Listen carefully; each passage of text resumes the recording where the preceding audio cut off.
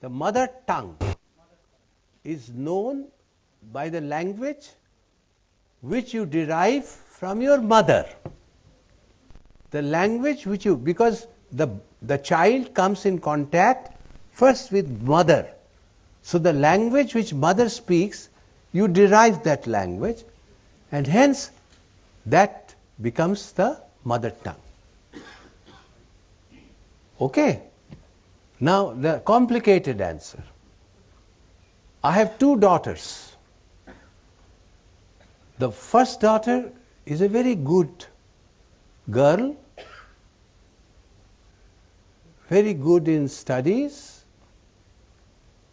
very mild in her speech and everything. Both are married. Second daughter is a different type. She is very outspoken, and she also stood first in her management, and she became a very big banker. But she is outspoken and different and naughty. So this question was asked to her in the school, what is your mother tongue? She replied, my mother speaks in 5 tongues.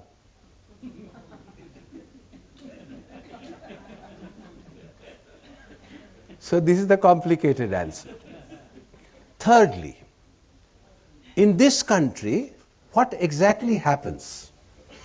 In this country, we learn the language of the family in the kitchen. Because the child, after his play in the evening, comes hungry, absolutely hungry, and goes straight to the kitchen and tells mother, give me some food. So his contact or her contact is with kitchen, and in kitchen he learns or she learns the language of the family or mother's language. Okay? When he goes upstairs, where stays his father, father is always concerned about the future of the boy or girl. And he will insist that the boy must learn English, because English will help the boy to make his or her future. Okay? And when he comes to play in the streets, he learns the language of the area. Of the area. For example, there are many Tamilians, lakhs, who stay in Karnataka, in Bangalore. So a Tamil boy learns Tamil in the kitchen, English upstairs from his father, and Kannada when he goes in the street to play. Because in India there are very few playgrounds. We mostly grow up in India playing in the streets. मालूम है या नहीं मालूम है? So a boy learns 3 languages in India and develops himself as a multilingual person. Genes, according to Chomsky, language grows in your brain, in your mind. He doesn't use the word brain, mind.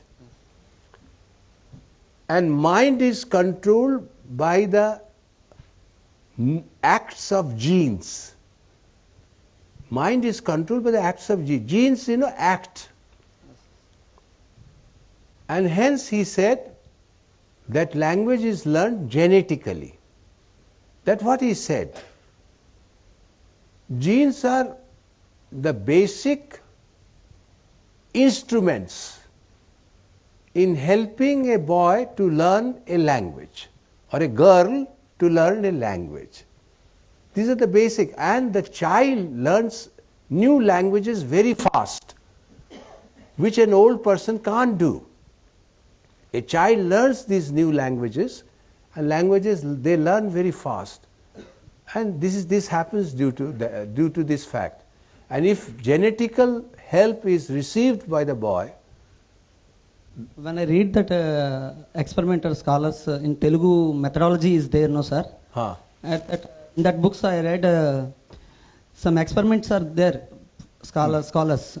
While that's a recently born child in AP or other state, he is grown into US or other states, he has to learn that languages only. It is not possible to learn this language. He has to learn. Genes can't make you learn your mother tongue.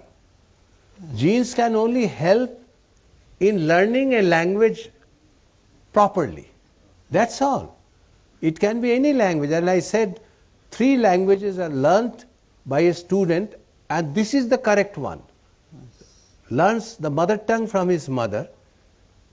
Mother is a symbol. Yes.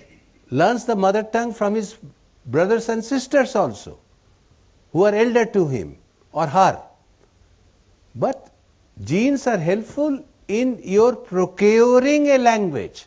But not mother language. No, Yes. not at all. I got it. Thank you. Any other question? Hindi is our Rashtrabhasha, okay, but No, Hindi, sorry. I have never said it.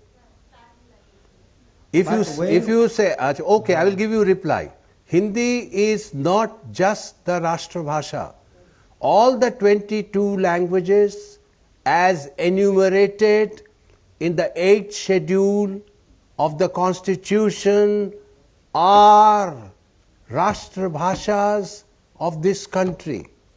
Hence, Bengali is also a Rashtrabhasha. Hindi is also a Rashtrabhasha. And Telugu is also a Rashtrabhasha. And this was made clear in 1963 by Pandit Nehru, which is documented in the parliament, that all the languages which are enumerated in the 8th schedule are national languages. okay sir. But people make this mistake, and they commonly make this mistake, and they write that Hindi is the only Rashtrabhasha. Hindi is the Raj Bhasha. Okay, if Hindi is Rajbhasha, Hmm. then when we travel in India, in any state, Hmm. we do often use English. English is of top priority than Hindi, as because there are multilingual country, multilingual country is India. I have clarified about Rashtrabhasha, but there is a general misconception, and people call only Hindi as the Rashtrabhasha. No, this is wrong. First thing.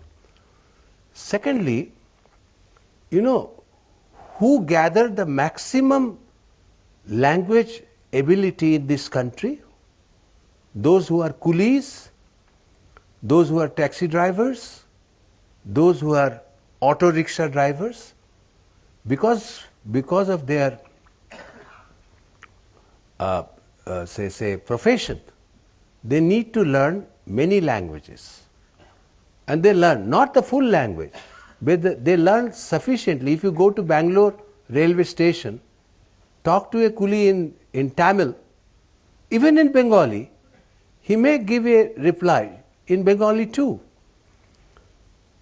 Kindly remember this thing, and this is not only my statement, this is a statement of one of the topmost thinker of this country, U.R. Ananthamurthy, a great thinker of this country and writer.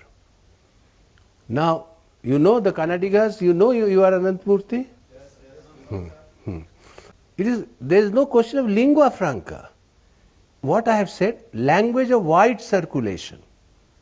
Please. LWC. It has become a language of wide circulation. That's all. I'm not saying that it is the lingua franca. Lingua franca, the moment you say, you are trying to impose. And in this country, as I have told you, nobody will accept any kind of imposition. Thirdly. Fourthly, I would like to correct you. Even in Tamil Nadu, 95% of the people they don't speak in English. They speak in Tamil. Go to Kannada, Karnataka, because I give lectures all over India. And recently I went to to Kerala, to Kasaragod. Kasaragod. There is the university. University students are asking me, can you speak in Malayalam? I said, sorry, I can't. English becomes very difficult for us to understand. This is my experience. Assam. I went to speak on Birendra Kumar Bhattacharya, the Gyanpith Award winner Assamese writer. And I started speaking in English. And after some time, the audience asked me, speak in Bengali. We will understand it more than in English. Then I spoke in Bengali. English is our official language, very powerful language. English binds us together. English binds us together. Hindi does not bind us together.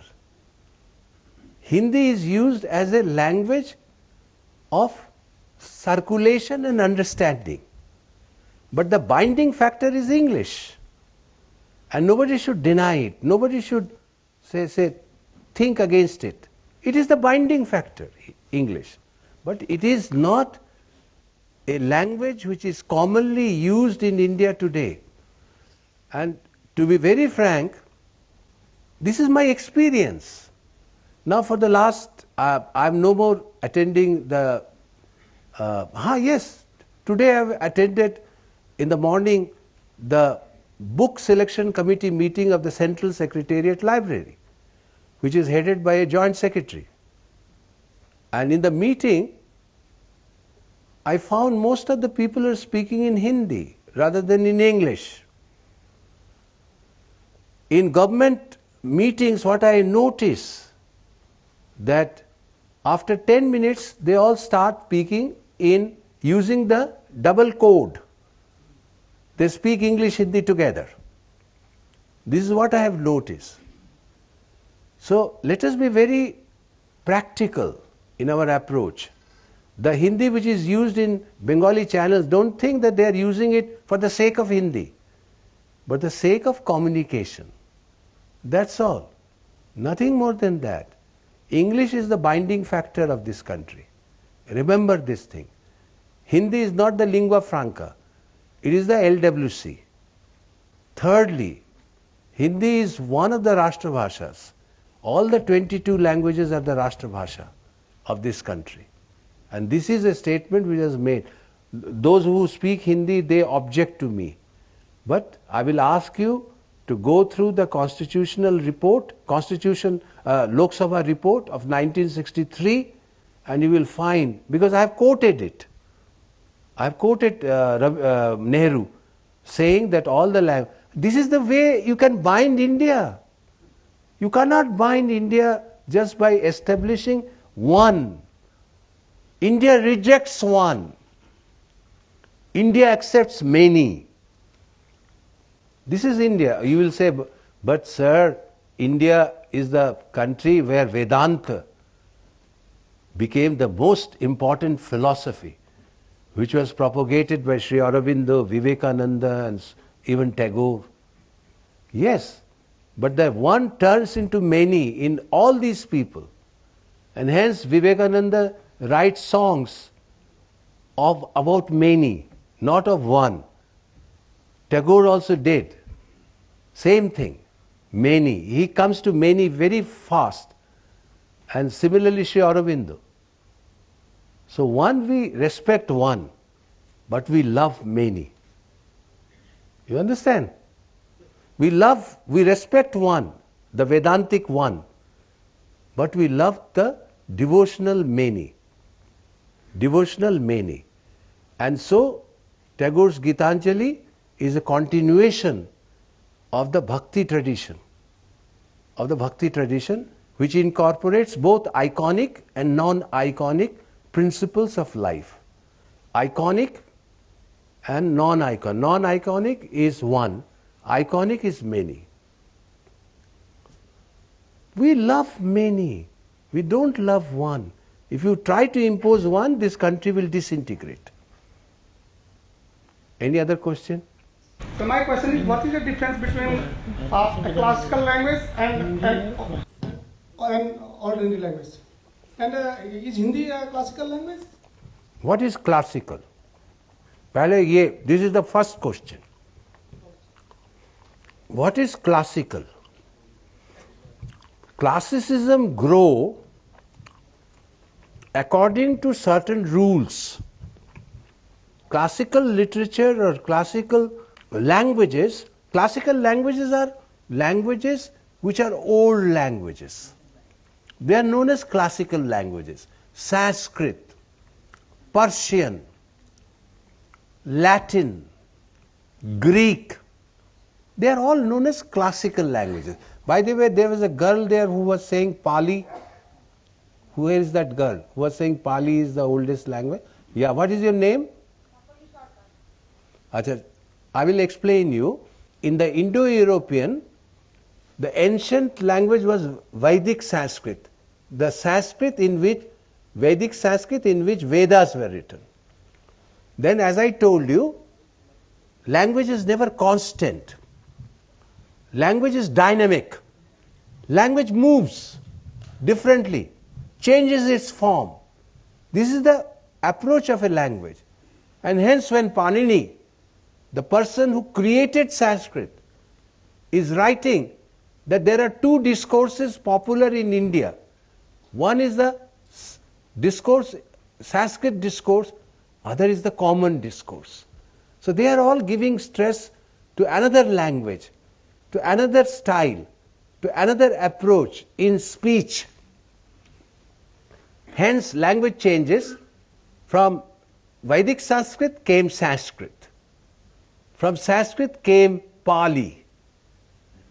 And whenever a new language grows, people look at it derogatively, as if something bad happening. Pali, the meaning of Pali is village, the language of the villager. You know, villager language is always looked down. What a language? It is the language of a villager. So Pali, but Pali became one of the most outstanding language because Lord Buddha used it in his sermons. Then came Prakrit. Prakrit means natural. So anything which is of, language has three powers. One is the denotative power of language, means language as we, words as we find in dictionary. The dictionary meaning of a word is denotative. It denotes a special meaning. For example, ass, gadha, ass. This is the denotative meaning. Okay. There is another meaning which is known as indicative. If I say that boy is an ass, he is not an ass, he is actually a human being. But I am calling him an ass because he has all the qualities of an ass. He is a very foolish boy. Indicative. Lakshana. Avidha, lakshana. Third is suggestive, where everything changes of the word and a new meaning emerges out of it. Pankaj, pankaj, pankaj. And the thing which grows in the mud. In the mud what grows? Small insects. Mud helps in the growth of small insects. But pankaj means the thing which came out of panka, mud, is lotus. It is suggestive. Why did I start talking about it? Pali became a very powerful language. Prakrit equally became a powerful language. Prakrit means natural. Natural word was again a derogatory word, because if a language doesn't have suggestiveness, if a language doesn't have the indicative power, then that language is a bad language. Prakrit, natural, means the language which is denotative, the language which only gives you dictionary meaning and nothing else. You follow? So Prakrit became derogatory, but in Prakrit, some of the finest love poetry was written.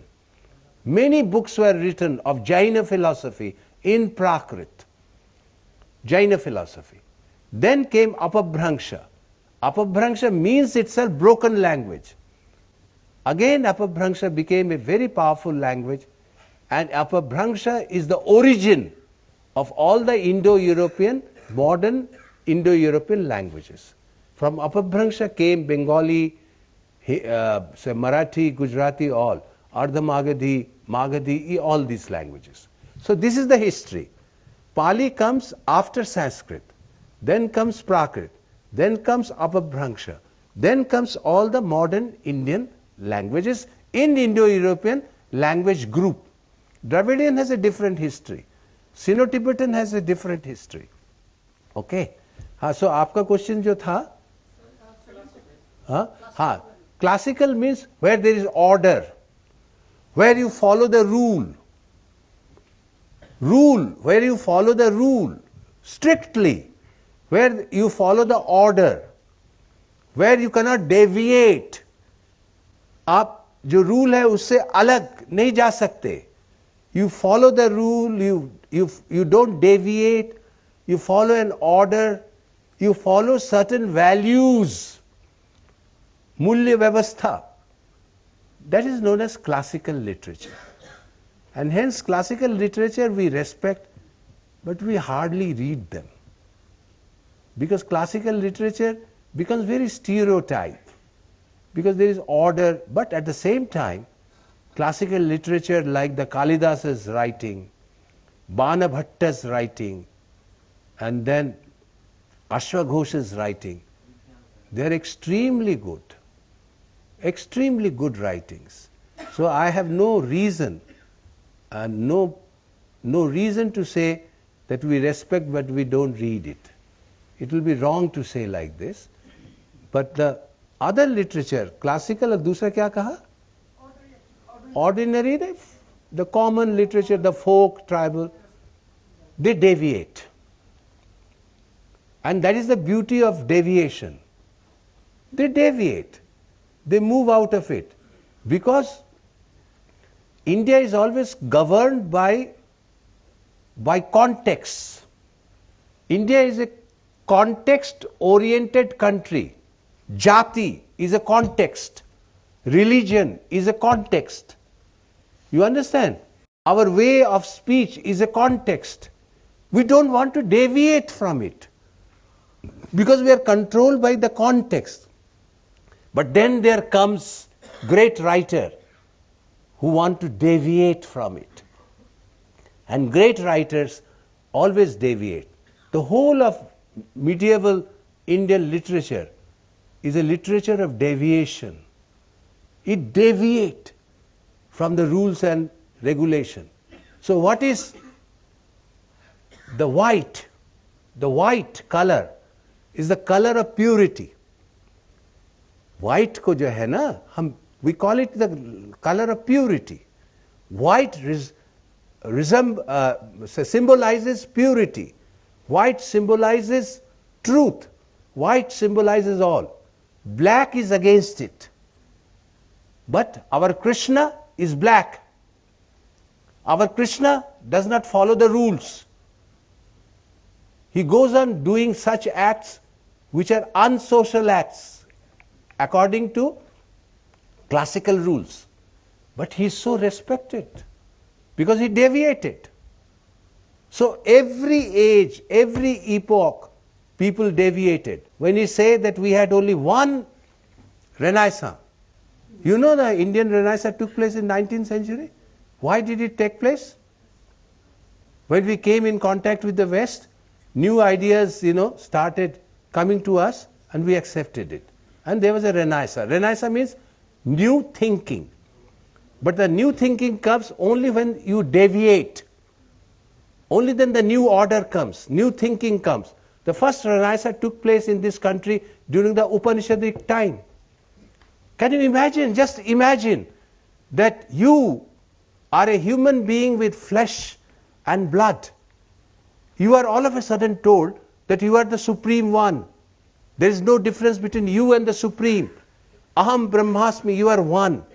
You who are standing on the floor, all of a sudden you realize that you are no more standing on the floor. You are a little up. If it is made to realize that you are God, you are the Supreme, you are one with the Supreme. The first Renaissance came during the Upanishadic time, and the second Renaissance came during the devotional period when we domesticate our Godhead. The God who was in the temple, we brought him to our house. We started dancing, singing, crying, fighting, calling names to our gods. The God became a family member. And a change took place. This is known as Ishwar ka Grahastikaran, the domestication of Godhead. These are new things happening, you know, a new approach to literature when literature deviates. In modernism, literature initially did not deviate. We just followed the Western pattern. And we moved according. We thought we are the moderns. Because these colonial rulers made us think that you have a great past, you have a great tradition, you have great literature of the past, but you don't have a present. If you want to make your present, you will have to go to the West. Otherwise, there is no way out. Present will have to be made by going to the West. And hence, the term came, Westernization is modernization. If you become Western, you become modern. And we were ruled by this notion for a pretty long time. Who opposed to it? Persons like Tagore and many others, Subramaniam Bharati, they all opposed to it. Tagore, some 150 years ago,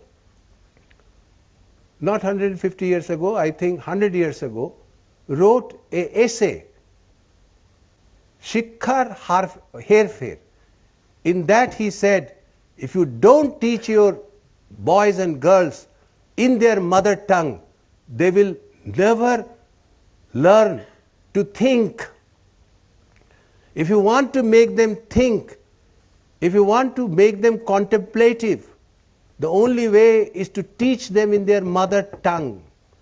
He was writing this at that juncture when we have been controlled completely by the Western ideas, Western approach to life, and we were shouting on the top of our voice, the Westernization is modernization. If you want to become modern, we'll have to be Western. Tagore and many others protested. They deviated. Immediately they deviated. And these are the new things happening during that time. In every language, persons like Tagore and others, you know, they were deviating. They were trying to understand what is India, what is in our soil, what is the idea of India. Tagore was the first person to raise this whole notion of the idea of India in his essays. Remember these things, you know. These are very crucial things for us to remember. But that doesn't mean that you...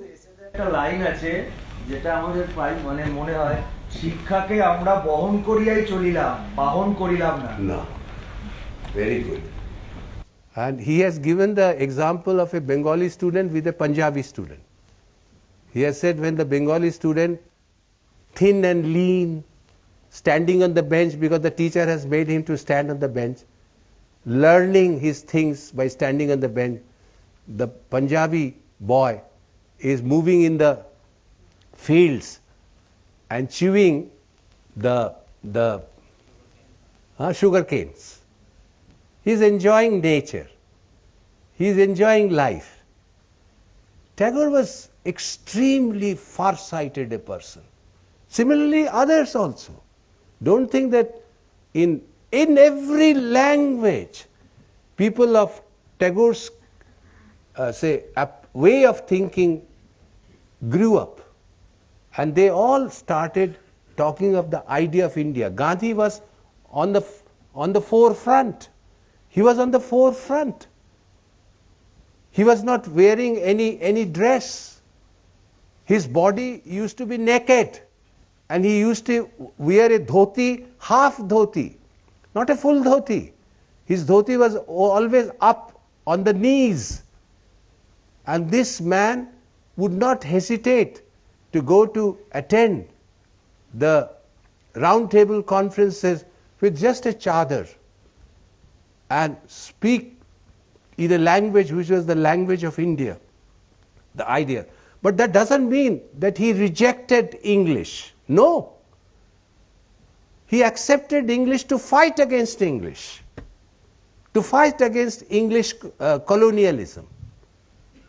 This is the approach. In this country, you must learn. You must be open. You must learn everything.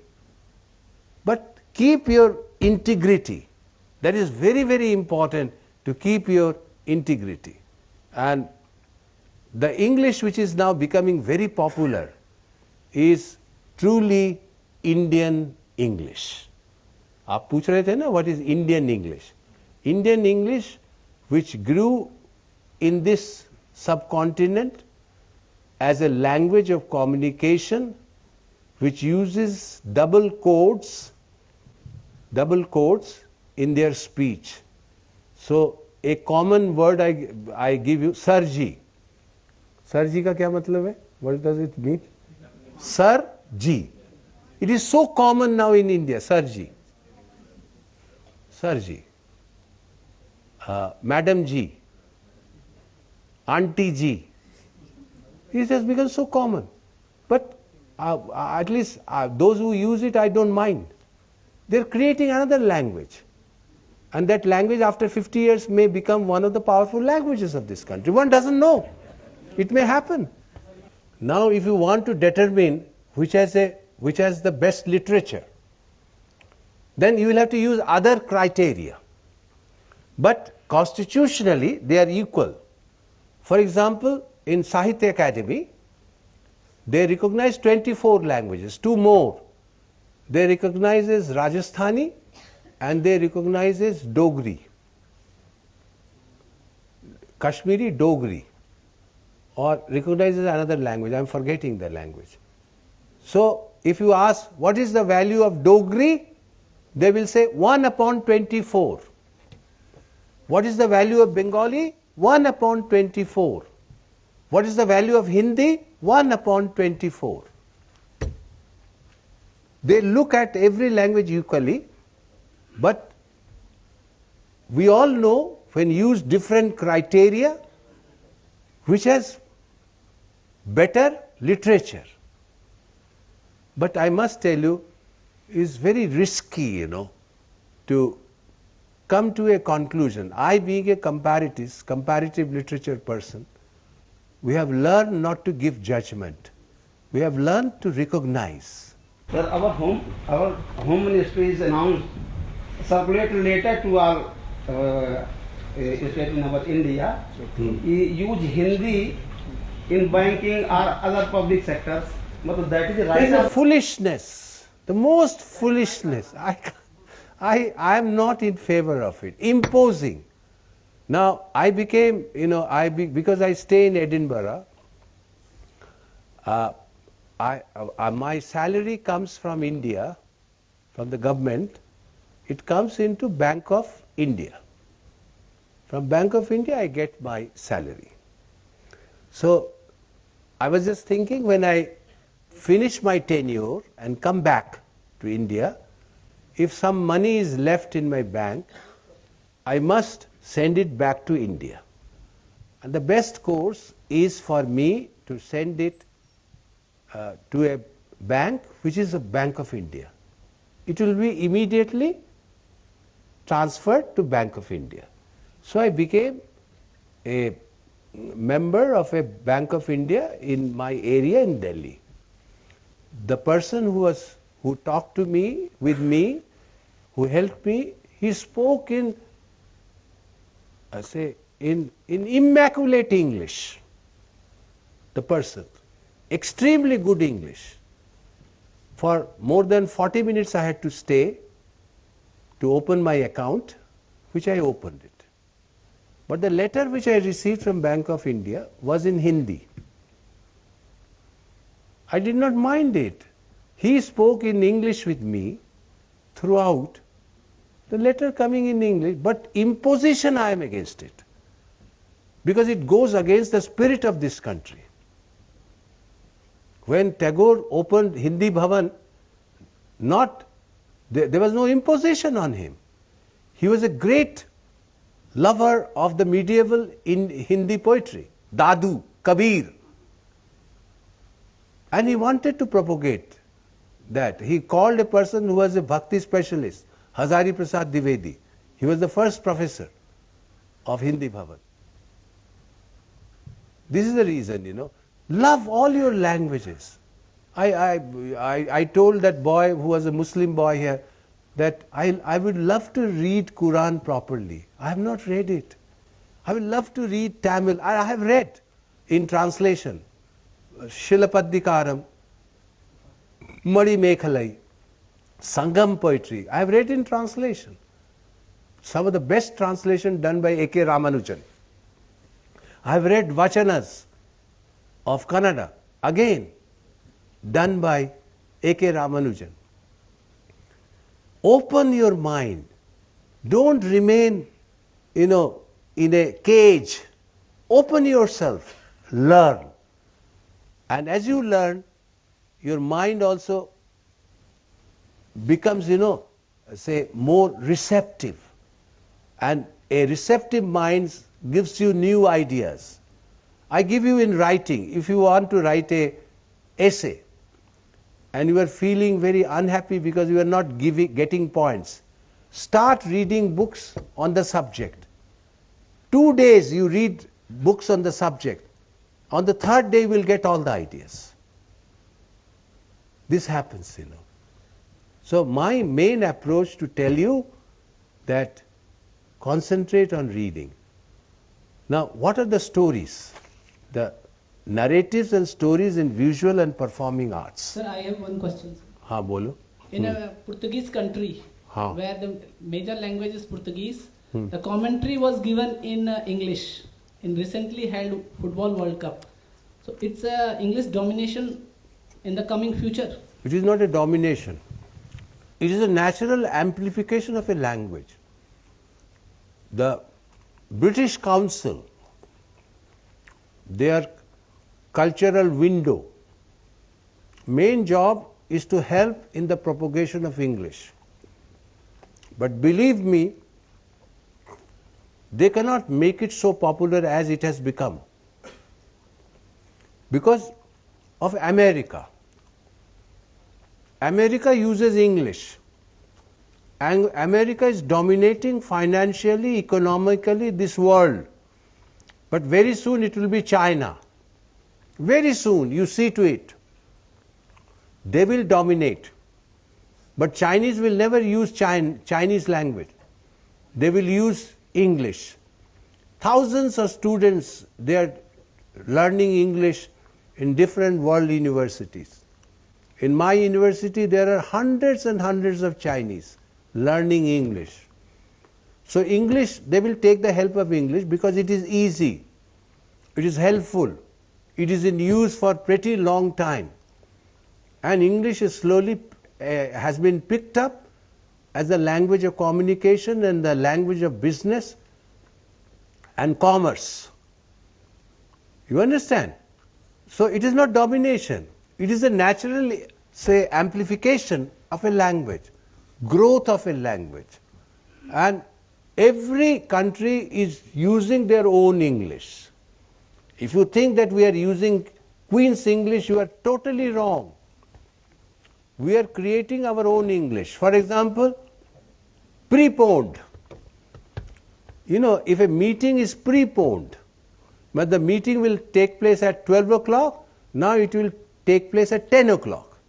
So we will say the meeting is preponed from 12 to 10. But preponed is a word which you will never get in an English dictionary. There are many such words which we use in India. And that has both currency and acceptability.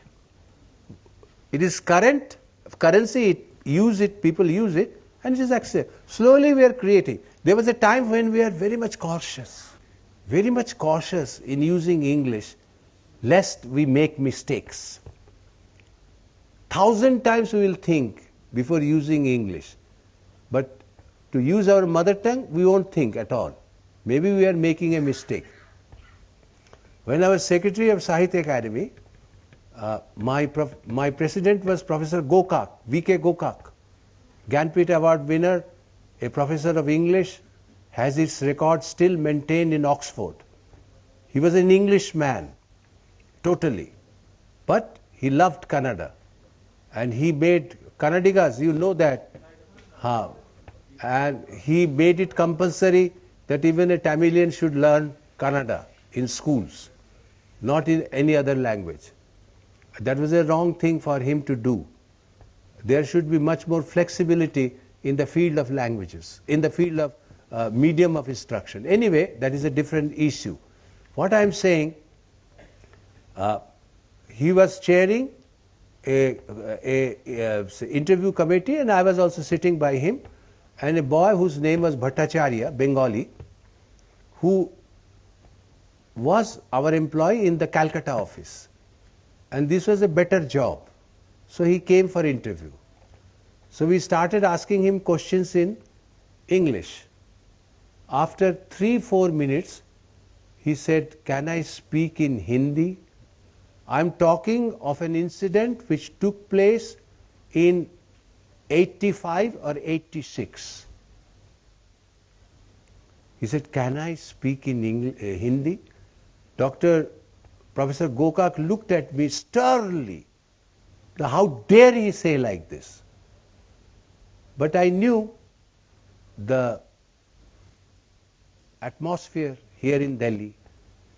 I said quietly to him that let him speak in Hindi. You please don't be angry. We'll tackle him. Then I started asking him questions, and the interview finished after 20 minutes or 25 minutes because he was an internal candidate, so we had to ask him lots of questions. Believe me, 95% of his Hindi was wrong Hindi, but he was not afraid. This is the beauty of your language of your country. He was afraid of speaking. Those were the days people were extremely afraid in using English. They will always feel, oh, we may make mistakes.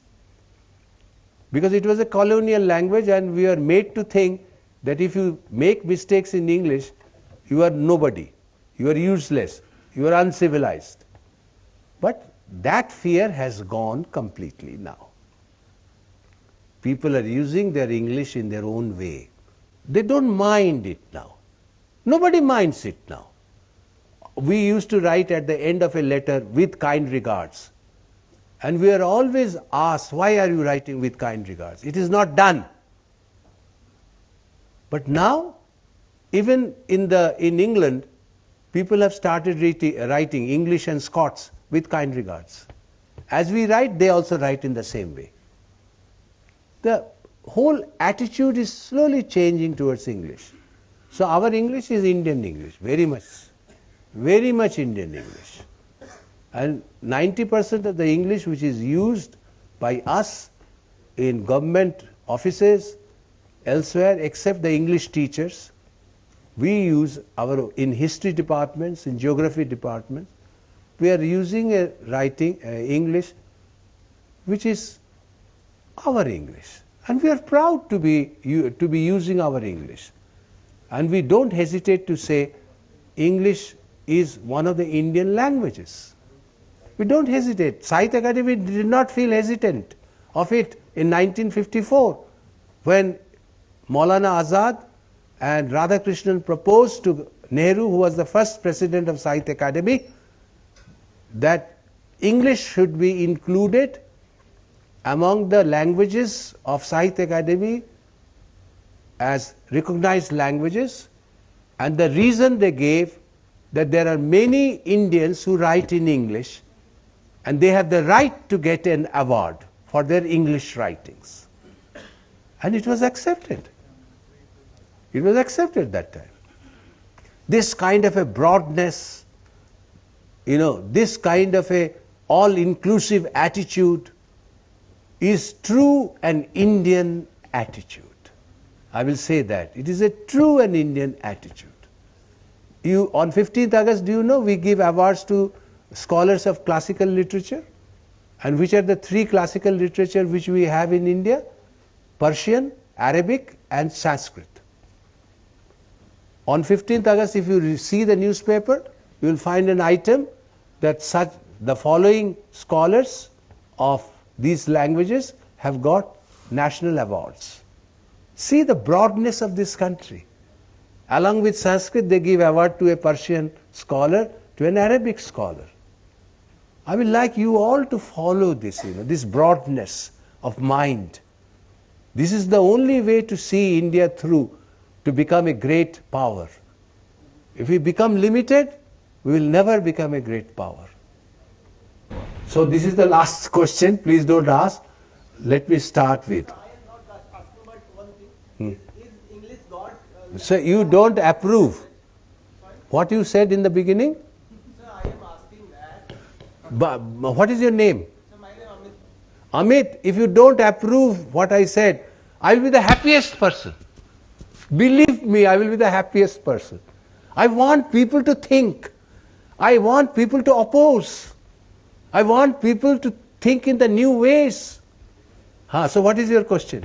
So my question is, there are 22 national languages. In that, English got position or not? No. That there they didn't got, but they have got a position as official language. English binds every Indian. But English could not get chance in these 22 languages. Yes. What is the reason behind It is the reason that the government of India thinks that English cannot be a national language. English can be an official language.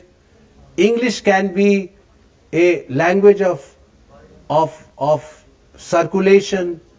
English can be a language as a binding factor. Government of India thinks of all these things. But and there was a time when if you use other language, you will use it, with a sense of, say a defeatist sense. Now I am using Hindi because I don't speak English well. Kindly excuse me. I have seen people talking like this 20 years ago, 15 years ago.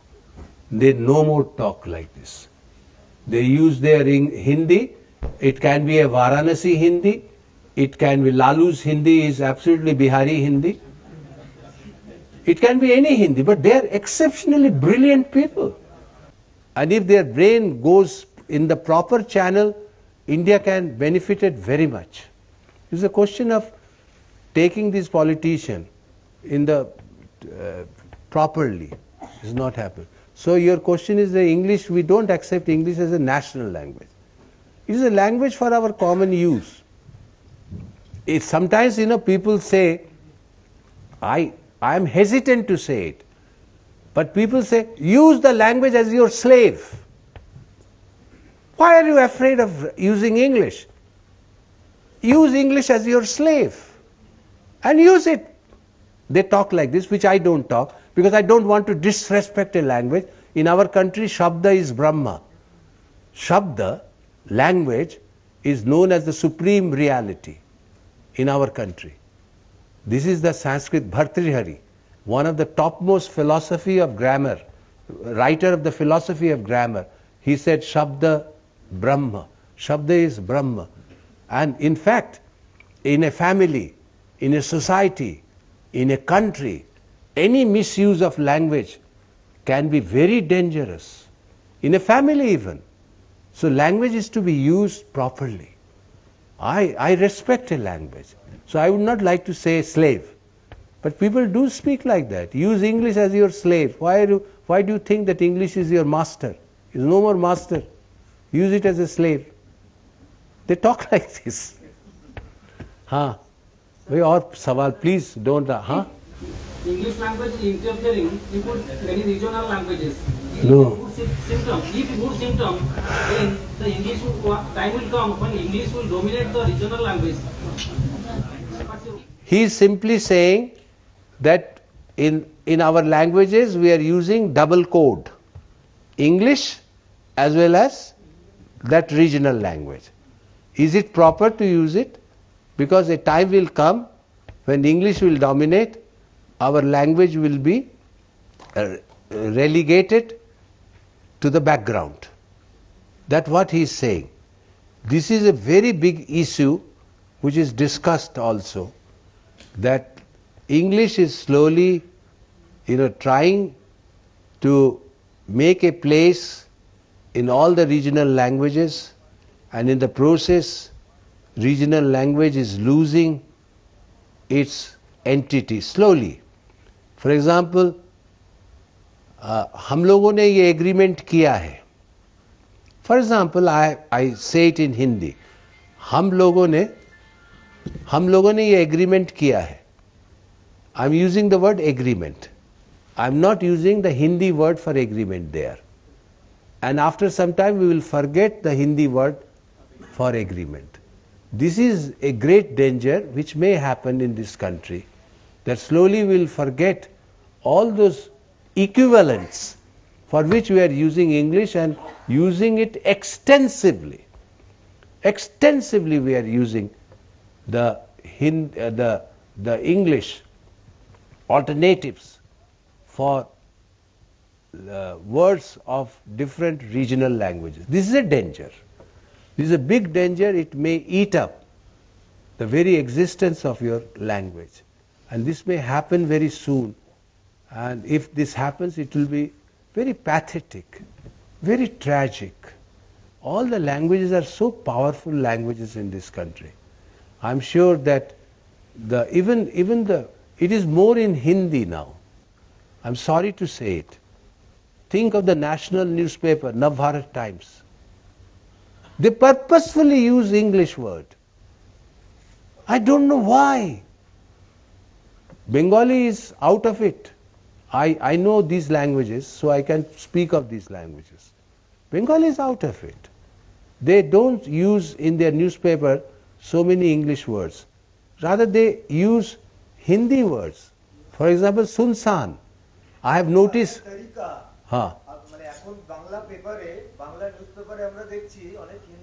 Words. This is addition. For example, there are at least hundreds and hundreds of words of Persian origin in Bengali and other languages. Nasta Nabud. Nasta Nabud is a Persian word. Many words like this, and it enriches the language. Enriches the language. Instead of using English, they are using Hindi words and enriching itself. This is the danger. Now the next topic is not literature exactly, but the next topic is narratives and stories in visual and performing arts. But in other words, I am asked to talk about literature through narratives, through stories. Narration is a narration of a story, of an incident, of a happening. Narration is always done like this. If I say narrative, means narration of a story, narration of an incident, narration of a happening. For example, if I had to start about Indian literature, I would always start on one side with Tamil, on the other side with Sanskrit.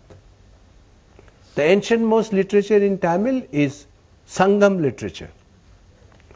The literature of meeting. It is like the seminaries of the Greek philosophers. Greek philosophers will go in the evening, sit in their seminaries, which in simple Bengali can be said adda. Any adda, any gathering of like-minded people generates ideas. So in the seminaries, great philosophical thought came into being. Aristotle, Socrates, Plato, and all those great philosophers. Socrates was such a great philosopher, I can't tell you. Socrates, you know, was jailed and was poisoned to death because of his ideas. And I can never forget what Socrates said. While he was in jail, he listened to a wonderful lyric sung by another prisoner. He immediately called the jailer and said, "Take me to that prisoner." Then the jailer said, "Socrates, you are going to die soon. Why do you want to go to that? I want to learn it. I want to learn as how to sing that lyric." And then the jailer said, "But you are going to die soon.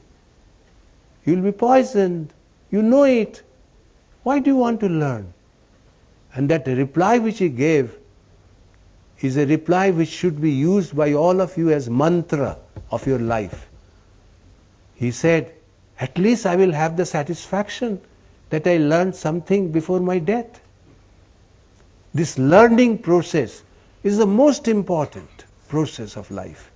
You will have to learn as much. So there are the seminaries. Similarly in Tamil it was the Sangam, the place where people will gather together.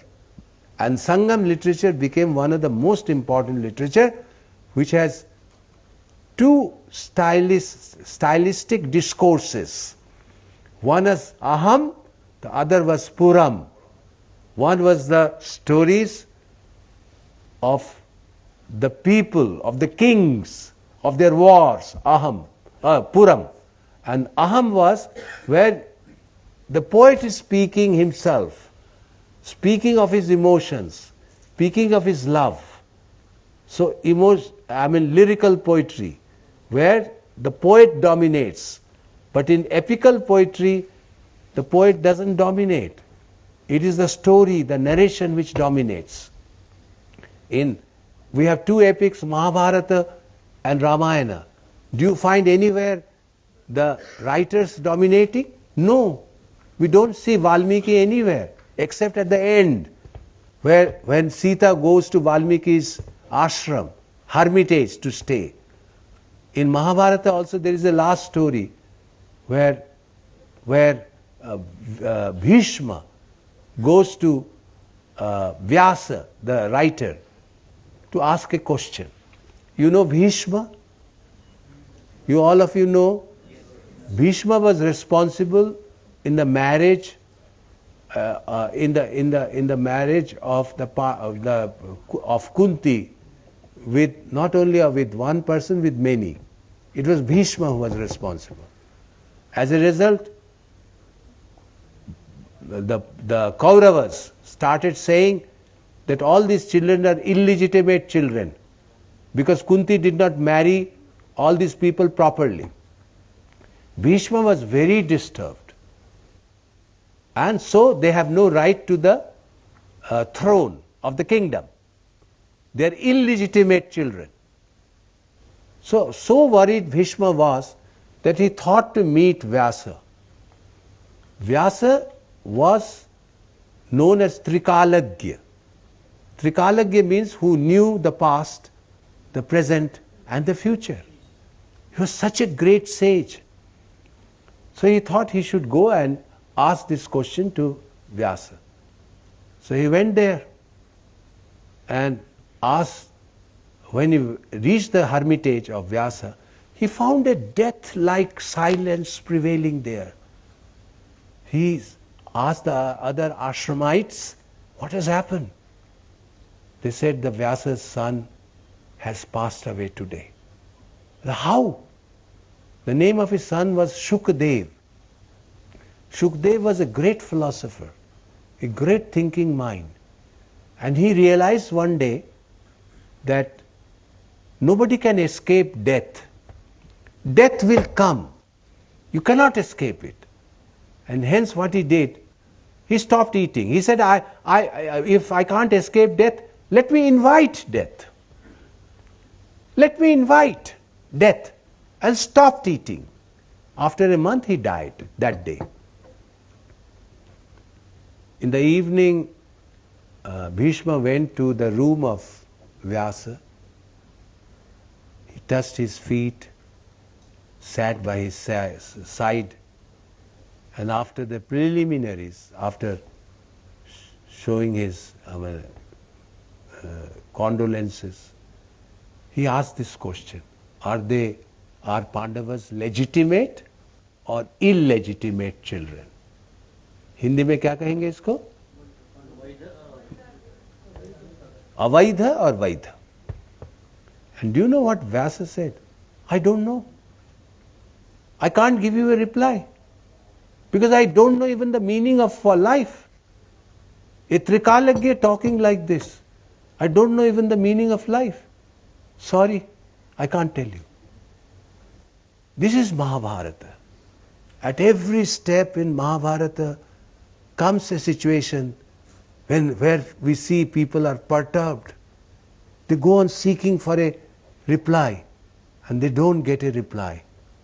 And the only way is to follow the path of dharma. Dharma is not religion. It was not religion that time. It became religion pretty late in Indian history. It was just a way of life, a life of ethicality, a life of naitikata. It also meant duty, to perform a duty, to perform your dharma. So, in Mahabharata, the issue is dharma. What is your duty of life? What is the ethics which you must follow in your life? But at the end, do you know what is written? Vyasa with two hands up in the air is shouting that I am asking people to follow the path of dharma, but nobody is listening. Nobody is listening to me. This is the tragic thing of Mahabharata. And this tragedy is reflected at every step in Mahabharata. And ultimately what we realize, that it is the balance, if you can make a balance between tragedy and comedy, between happiness and sorrow, between good and bad, if you make a balance, because dharma and adharma both stay together. Dharma is not a sole entity. With dharma there is adharma. And they both stay. And there is so much of adharma taking place in Mahabharata. And you all know about it. Because they stay together. You cannot escape. The only way to have a balance in life. If you have a proper balance, only then you can escape it. And the only balance is to love everybody. And this was shown at the end of the Mahabharata. When in the Mahaprasthana, everybody is going to heaven. Yudhishthir found a dog. And dog started going with them. The dog became their company. And when they came at the threshold of heaven, the Indra said, Yudhishthir, you are welcome. Because you always try to you speak truth. Nothing but truth. Yudhishthir went inside with his dog. Indra said, sorry, dog can't be allowed. Then Yudhishthir said, in that case, I won't go inside the heaven. For me, dog is as important as anybody else. He gave us company in all our long journey to heaven. And he refused to go. This is the one example to know how do you pass your life. Love. There is no other way out. And At the end, do you know how Kunti and two more, Kripavarma, they ended their life? They all left the kingdom, went to the forest, started staying there, and then a fire broke out in the forest. They did not leave the forest. They sat, in the Padmasana, waiting for fire to engulf them. That Kunti, before leaving, said, use your reason and make your mind great. This is the two things which will make you fit to live this life. Use your reason, buddhi. Make your mind great. Don't remain small. Make yourself great. These are the two things which will make your existence peaceful. These are the stories, in Mahabharata. And what is the story in Veda? Veda is the first book.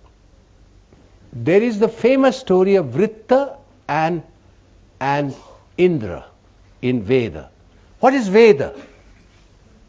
If I ask you this question, what is Veda?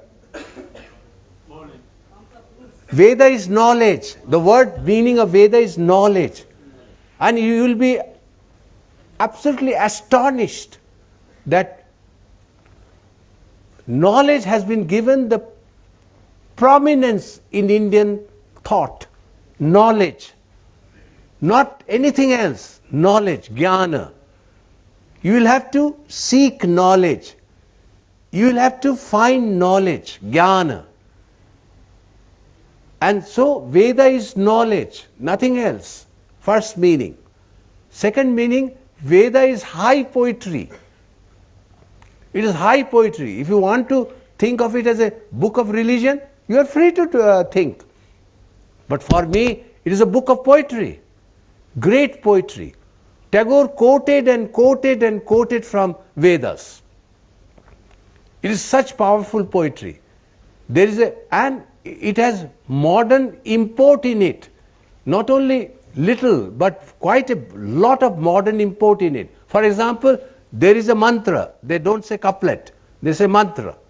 There is a mantra. The man is standing in the water, but he is very thirsty. Imagine this kind of thinking. The man is standing in water, but he is very thirsty. What a suggestive meaning is there in this poetry. Then there is another mantra. Indra, are you afraid to fight with Vritta? This kind of poetry you find in Veda. Indra and Vritta fight is there because Vritta was a serpent. And that serpent, closed the water, trapped the water in mountains. Fought with Vritta and killed Vritta and brought water, means brought economic prosperity in the country. Simple meaning. There is no other meaning. That was the job of Indra. There are three things in Veda. Veda says, Deva Puja, you must worship your God. Your God. Second, Yajna. Yajna means perform sacrifices, because sacrifice coordinates the society, the things of the society. Coordinates. It is a coordinating power, Yajna. And third is Danam. You must give charity. There is no other meaning in Veda. I consider these are the three meanings. Worship your God. Coordinate your activities. Yajna symbolizes coordination of activities. And third, charity. Always give money in charity. Charity is a very strong thing. It makes you big. All of a sudden you see that your smallness vanishes when you give money in charity. Then comes Upanishad, and as I told you, I consider Upanishad as the first Ranasa. When you were told that Aham Brahmasmi, I am Brahma. I am the supreme. Upanishad actually means a student who is sitting very near to his teacher and learning. That is Upanishad, learning about the meaning of Brahma, the supreme reality. In Upanishad there are many stories. There is only one story I can tell you. Yajnavalkya was a great saint who has two wives, Katyayani and Maitreyi. And Yajnavalkya once said, I am going to take sannyas. I want to divide my property. What do you want? Maitreyi said, I don't want anything. I just want to learn from you the intricate meaning of Brahma, or the intricate meaning of the supreme reality. Nachiketa. You know the story of Nachiketa, because his father was giving in Yajna. In Yajna you will have to give in charity. Father was giving old cows to people. He was very unhappy, the boy, Nachiketa. So he just asked, whom will you give? And father got angry, he could understand the meaning. He said, I will give you to Yama, the chief of death. And he went to Yama. And when Yama said, I will give you everything, after 3 days, he stayed for 3 days because Yama was out without food. So when Yama came, he said, take boons from me. I will give you all the riches of the world. He said, no, sorry. I just want to understand the meaning of Brahma, of the supreme reality. Now, I would like you also always to raise question, why people were interested to know about the supreme reality. Everybody is interested to know about supreme reality. What is that? Even in the modern times, Vivekananda, Ramakrishna Paramhansa, Maharshi Ramana, all these people are seeking for the meaning of the supreme reality. Supreme reality is a thing which will make you, realize your own identity. And that is something very, very deep and insightful for us. So Nachiketa got it. These kind of stories are there. Then comes the epics. I have no time to talk about Ramayana. You have asked so many questions to me that quite a lot of time has passed. About Mahabharata, I said, in Ramayana also, what is the main focus of these two? One is Mahabharata is to tell you what is dharma, what is the proper approach to life, what is our duty, and ultimately says to keep balance is the only way to life. It doesn't say anything. And here Rama is the ideal king, Adarsha Purusha. How to be a Adarsha Purusha? That is the purport of Ramayana. And these stories are created. Don't think the women were very, very submissive to their husbands. Sita, I just give you one example, that after the war, Vibhishana asked Rama that now the time has come for us to bring Sita from Ashok Vatika to you. Rama said, yes. Should we bring him in a palanquin, in a palki? Rama said, no, let her come walking. And Rama said the first thing, that Sita, there are people, young people, like Vibhishana, like Angad, like many, Lakshmana. If you want to marry any of them, please do marry and leave me. Then Sita uses the term Prakrita Jana. Don't talk like a wicked person. Sita had that power to talk like this. I am just quoting Valmiki. I am not quoting the other Ramayanas created in the languages. By the time other Ramayana was created in the languages, Rama has already reached the stage of Godhead. But in Valmiki, he is an ideal man who by his deeds reaches the state of Godhead. You understand? How man can reach the stage of Godhead is shown in Valmiki's Ramayana. So Sita says like this, you don't know me? You're talking like a wicked person to me? This is Ramayana. Nobody knows all these things, They are so, and Tagore has written very insightful 2 papers on Ramayana. Ramayana and Mahabharata. Then comes the classical literature. The Sanskrit literature is known as classical literature. And one of the classical literature, one of them is Shakuntala, the drama. Shakuntala. In Shakuntala, in the beginning, when Dushyanta is entering in the hermitage, where he will find Shakuntala, one of the prettiest women, whom he is going to marry in the Gandharva style. As he entering, his hand starts quivering, like this. And it is supposed to be a good omen. That means some of your wish is going to be fulfilled.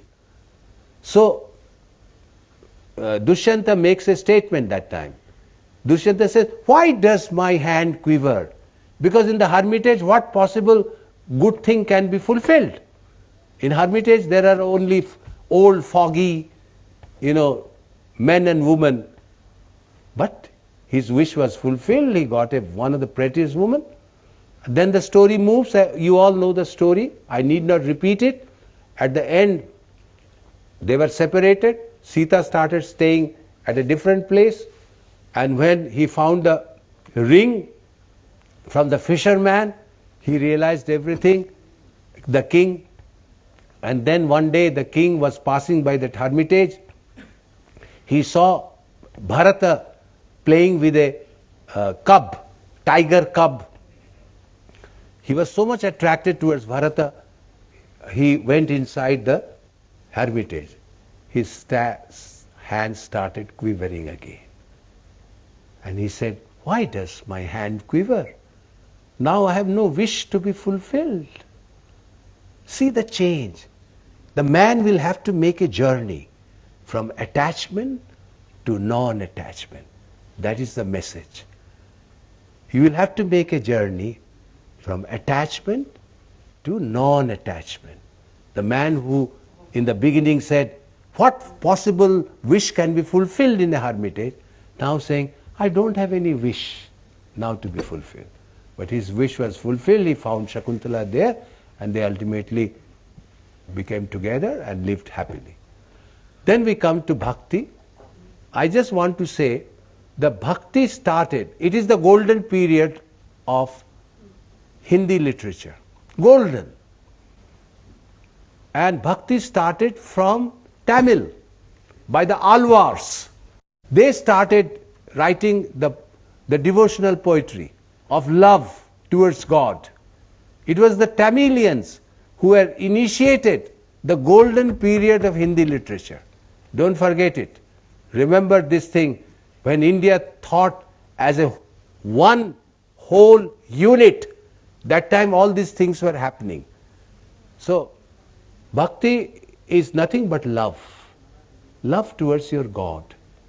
And it is extremely powerful literature. It spread all over India like pan-Indian literature.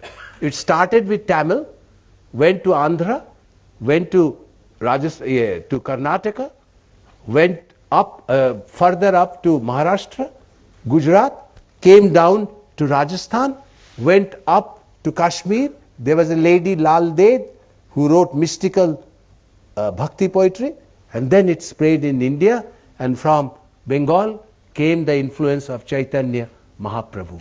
And the whole India was vibrating with love poetry that time, everywhere.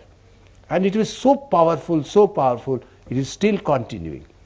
If you ask me, what is Indian modernity? If I ask this question, can anybody give me a reply? What is our modernity? In the West, modernity comes how? By rejecting the past. They reject the past and a new idea generates. That is modernity. Modern means when you reject the past. In India, we do not reject anything. Past always remains with us. And with past, we create our present and then our future. So it is the continuity of thought. In this continuity, we go on we go on incorporating new ideas of tradition. So our tradition is never static. It is always vibrant. It is always vibrant and dynamic. So there is the continuity of bhakti in modern age. Vallatol, Asan in Malayalam, Subramaniam Bharati in Tamil, in Maharashtra, that person, what is the name? Sant Tukaram. Sant Tukaram. In Gujarat, Akka Mahadev. Akka. In Karnataka, it was Akka Mahadevi. In everywhere. In Bengal, it was Chandidas, Govinda Das. In mid India, in Hindi, it was Kabir, Dadu, Meera, Surdas. The whole India was vibrating that time in talking of a language of love. And that became so powerful that it is continuing even in modern times. And hence, Tagore said that modernity is freedom of mind, not slavery of taste. Tagore is giving a definition of modernity, that it is freedom of mind, not slavery of taste. And when he says slavery of taste, he is meaning, Western modernity. He is creating his own modernity. Tagore has created the other modernity, and all the poets, of India, of great merit, have created their own modernity. And that modernity is extremely powerful and extremely helpful for us to understand the Indian mind. Always remember, India lives with its past, does not reject. But at the same time, India goes on incorporating new ideas. We are never static. We don't live with just one tradition. We live with many traditions, and we go on creating new tradition. That's all, my dear. Thank you very much.